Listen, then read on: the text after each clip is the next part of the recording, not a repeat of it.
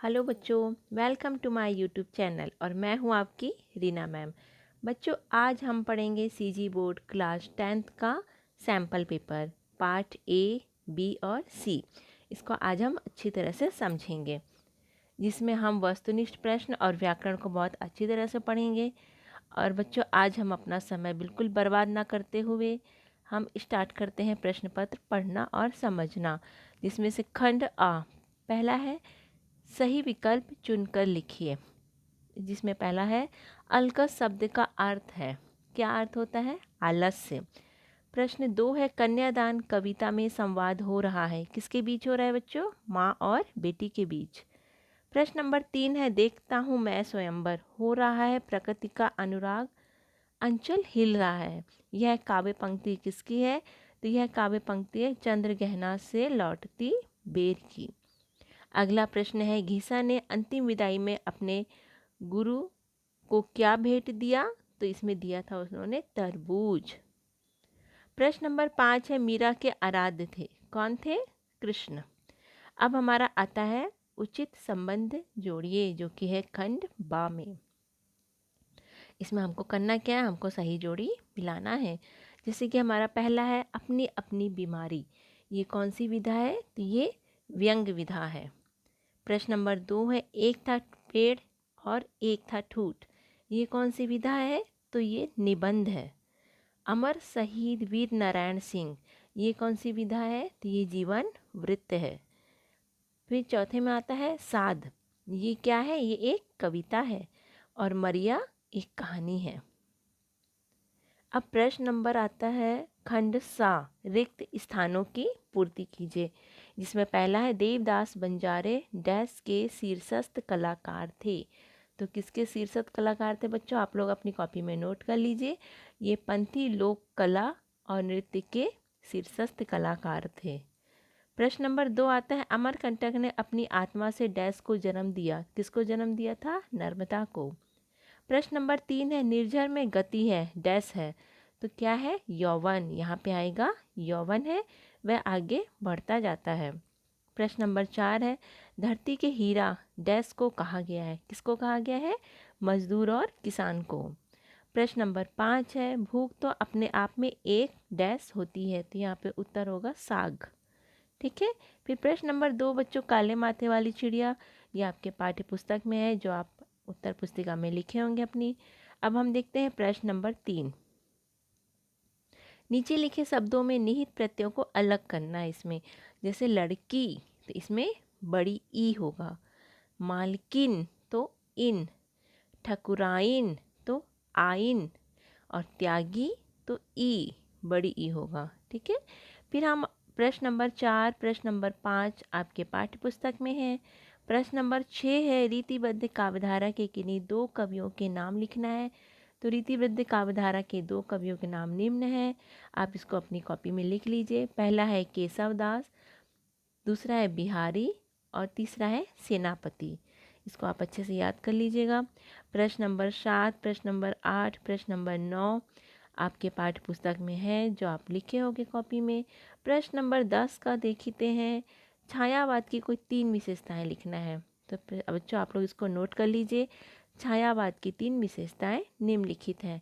पहला है प्रकृति का मानवीकरण, दूसरा है अलंकारों की प्रधानता, और तीसरा है व्यक्तिवाद की प्रधानता। और अगर आप लोग इनके कभी भी एक बार आप लोग लिखना चाहते हैं तो लिख सकते हैं। कवि है महादेवी वर्मा, सूर्यकांत त्रिपाठी निराला, और सुमित्रा नंदन पंत। अब हम आगे देखते हैं प्रश्न नंबर 11। यहाँ पे आपको भावार्थ लिखना है, जिसमें आपको इस पद का अच्छे से अर्थ लिखना है। साथ में विशेष जरूर लिखिएगा, अलंकार, कला पक्ष, भाव पक्ष, ये सभी बहुत अच्छे से लिखिएगा। प्रश्न नंबर 12 ये दीर्घ उत्तर वाले आ गए हैं, जहाँ पे आपको अथवा करके दिया गया है, यानी आपको 2 प्रश्नों में से एक को लिखना है। प्रश्न नंबर 12, प्रश्न नंबर 13, प्रश्न नंबर 14, और ये आपका प्रश्न नंबर 15, ये आपके पाठ्य पुस्तक के प्रश्न उत्तर में से पूछा गया है। प्रश्न नंबर 16 है, अपठित गद्यांश को पढ़कर पूछे गए प्रश्नों में से किन्हीं 5 प्रश्नों का उत्तर देना है। यहाँ पे देखिए 6 प्रश्न है, इसमें से कोई 5 का उत्तर देना है। तो इसके लिए मैंने आपको लास्ट वीडियो में ट्रिक बताया था। पहले आप अच्छे से प्रश्न पढ़िएगा, उसके बाद इसको पढ़ेंगे अपठित गद्यांश को पढ़ेंगे तो आपको उत्तर फटाफट मिल जाएगा। फिर हमारा आता है प्रश्न नंबर 17।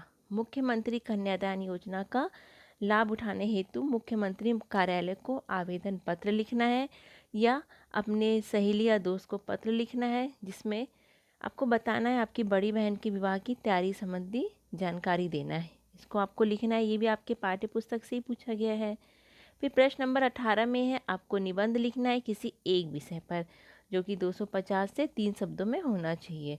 तो आप इनमें से कुछ अच्छे से तैयारी कर लीजिएगा। अब बच्चों हम देखते हैं पार्ट बी। बच्चों मेरा उद्देश्य यही है कि आपको कम समय में तीनों पेपर को सॉल्व करवा दूं, जिसमें देखिए खंड आ सही विकल्प चुनकर लिखिए। पहला है जिसमें विस्तंतु शब्द का अर्थ है कीड़े मकोड़े। दूसरा है जेब कतरा पाठ से हमें क्या शिक्षा मिलती है, तो इसका उत्तर है मानवीय संवेदना की। प्रश्न नंबर 3 है अभिषेक आज राजा का नहीं प्रजा का है। यह काव्य पंक्ति किससे लिया गया है? जनतंत्र का जन्म से। प्रश्न नंबर 4 में पूछा गया है मधुलिका ने पुरस्कार में मांगा था, क्या मांगा था? प्राणदंड। प्रश्न नंबर 5 है घीसा के गुरु थे, कौन थे? महादेवी वर्मा, ये लेखिका भी थी। अब हमारा आ गया है खंड बा उचित संबंध जोड़िए, जिसमें आपको जोड़ी मिलाना है। जैसे इसमें पहला पूछा गया है बच्चों गृह प्रवेश। गृह प्रवेश क्या है? एकांकी जीवन की व्यथा। इसमें एकांत में रहने वाले व्यक्ति के बारे में बताया गया है। प्रश्न नंबर 2 पूछा गया है जीवनबद्ध श्रम शक्ति की इकाई कौन है? मजदूर। ये आपके खालिस्तान में भी आ सकता है। प्रश्न नंबर 3 है साध, ये कैसी कविता है? शांतिप्रिय जीवन की कल्पना के बारे में बताया गया है इसमें। प्रश्न नंबर 4 है जीवन का झरना, इसको हम मारेंगे यहाँ, ये रहा बाधा के रोड़ों से लड़ता। और प्रश्न नंबर 5 है बरवे छंद, तो इसका आंसर हो जाएगा सील की कविता।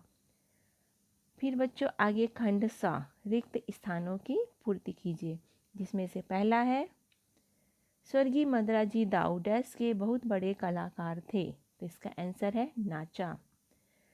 दूसरा प्रश्न है डैश के कंठ से नर्मदा निकली है, तो किसके कंठ से निकली है? अमरेश्वर।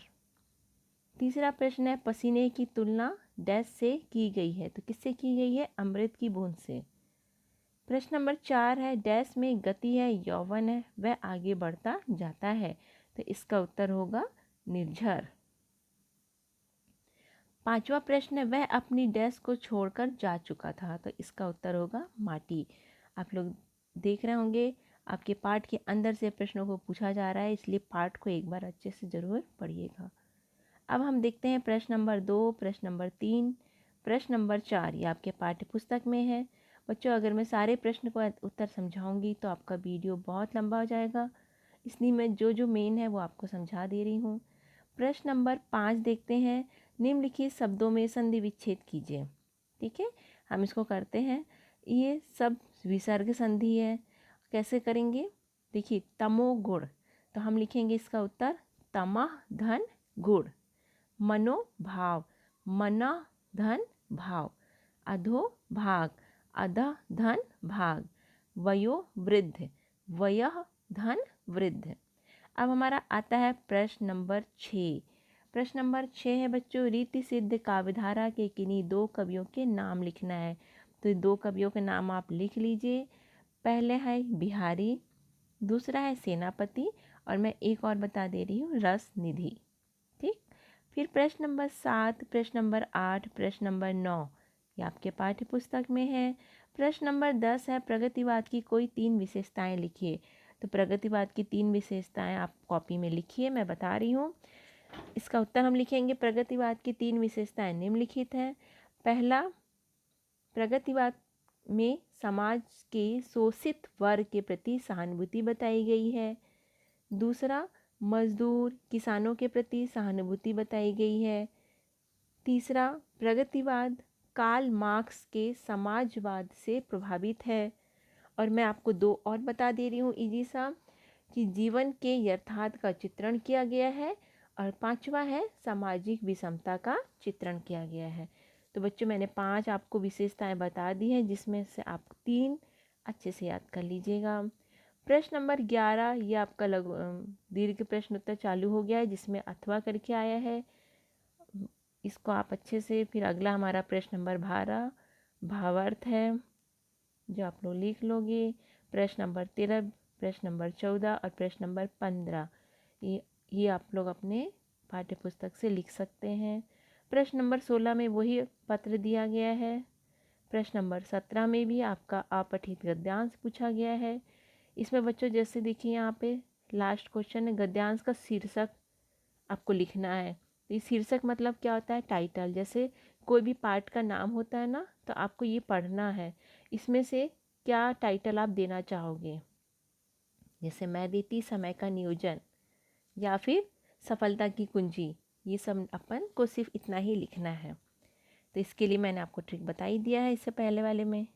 प्रश्न नंबर 18 है, एक विषय पर निबंध लिखना है। अब हम देखते हैं पार्ट सी।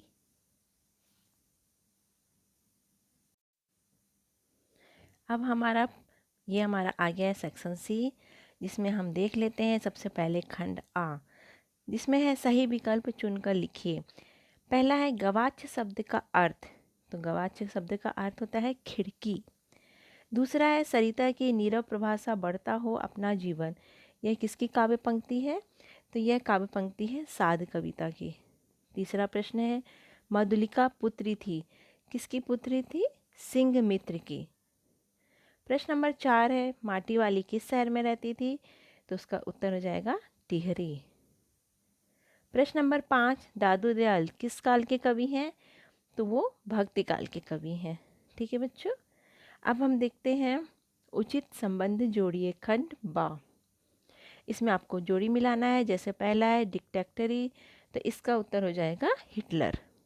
रीवा, रीवा एक कांटेदार पेड़ है, तो ये हो जाएगा एक पेड़। रानी नागफनी की कहानी, ये किसके द्वारा लिखित है? ये रचना है एक रानी नागफनी की कहानी, जो हरिशंकर परसाई जी के द्वारा लिखित है। प्रश्न नंबर 4 है आवा, ये रचना किसकी है? ये हम डॉक्टर परदेसी राम वर्मा जी की रचना है। और प्रश्न नंबर 5 है गृह प्रवेश, इसके कवि कौन है? सतीश जायसवाल। अब हमारा आता है खंड सा, रिक्त स्थानों की पूर्ति कीजिए। इसमें बच्चों सबसे पहला है झाड़ू राम देवांगन डैश के शीर्षस्थ कलाकार है। मुख्य कलाकार, शीर्षस्थ यानी मुख्य कलाकार, किसके मुख्य कलाकार हैं ये? पंडवानी। ठीक है। प्रश्न नंबर 2 है सोन के उद्गम को डैश कहते हैं। क्या कहते हैं? सोनमुड़ा। प्रश्न नंबर 3 है चंद असमन सूरज कस्तन में डैश अलंकार है। तो कौन सा अलंकार है यहाँ पे? उपमा अलंकार है। प्रश्न नंबर 4 है गरीब आदमी का डैश नहीं उजड़ना चाहिए। तो क्या नहीं उजड़ना चाहिए? शमशान। प्रश्न नंबर 5 है यह जीवन क्या है? डैश है मस्ती ही इसका पानी है। तो यह जीवन क्या है? निर्झर है। ठीक है, तो यहाँ इसका उत्तर हो जाएगा निर्झर। अब बच्चों प्रश्न नंबर 2 आपको बन जाएगा। प्रश्न नंबर 3 देख लेते हैं बच्चों। निम्नलिखित श्रुति सम्मिनार्थक शब्दों के अर्थ लिखिए। इसमें पहला है अंश या अंश, तो इसका उत्तर हो जाएगा पहले का हिस्सा और कंधा। ठीक है। दूसरा है अभिराम अविराम, तो इसका उत्तर हो जाएगा अभिराम यानी सुंदर और अविराम यानी लगातार या निरंतर। अब हमारा 4 नंबर 5 नंबर आपके पाठ्य पुस्तक में है। प्रश्न नंबर 6, इसमें पूछा गया है रीति मुक्त काव्यधारा के किन्हीं 2 कवियों के नाम बताना है बच्चों, तो आप नोट कर लीजिए। पहला है घनानंद, दूसरा है ठाकुर और तीसरा एक और लिख लीजिए आलम। मैं आप लोग को 1 और 2 एक्स्ट्रा इसलिए बता दे रही हूँ ताकि 3 में से आप 2 अच्छे से याद कर सकें। अब हमारा प्रश्न नंबर 7 आपका पाठ्य पुस्तक में से है। प्रश्न नंबर 8 भी पाठ्य पुस्तक में है, पर ये खाली स्थान में भी कभी पूछ सकता है कि तुरतुरिया नामक स्थान क्यों प्रसिद्ध है। तो इसका आंसर क्या होगा? वाल्मीकि का आश्रम के कारण तुरतुरिया नामक स्थान प्रसिद्ध है। प्रश्न नंबर 9 भी इसमें है, पुस्तक में है। प्रश्न नंबर 10 देख लेते हैं। प्रश्न नंबर 10 है प्रयोगवाद की कोई 3 विशेषताएं लिखना है। तो इसमें 3 विशेषताएं आप लिखिए, मैं आपको बता रही हूँ, नोट कीजिए। इसका आंसर हम लिखेंगे प्रयोगवाद की कोई 3 विशेषताएं निम्नलिखित हैं। पहला, घोर अहमनिष्ठ व्यक्तिवाद। दूसरा, नग्न यथार्थवाद का चित्रण। और तीसरा हमारा आ जाएगा तार सप्तक का प्रकाशन। तार सप्तक का प्रकाशन सन 1943 में हुआ था। अब प्रश्न नंबर 11, यहाँ से हमारा दीर्घ उत्तर चालू हो गया है। 11, 12 और ये हमारा 13 में भी वही भावार्थ पूछा गया है। 14 में भी वैसे ही क्वेश्चन आंसर है जो आप कर लोगे। प्रश्न नंबर 15 भी वैसे ही है। 16 में आपका पत्र है। 17 में अपठित गद्यांश है, सेम है। और प्रश्न नंबर 18 में आपका निबंध है। ठीक है बच्चों। तो बच्चों आज हमने बहुत कम समय में आपके पार्ट ए बी सी तीनों को हमने समझा है। अगर आपको लग रहा है जैसे मैं जल्दी जल्दी बता दी हूँ, आपको समझ में नहीं आया अगर कोई क्वेश्चन का आंसर, तो आप मुझे कमेंट में लिखिएगा और मैं तुरंत उसका रिप्लाई दूँगी।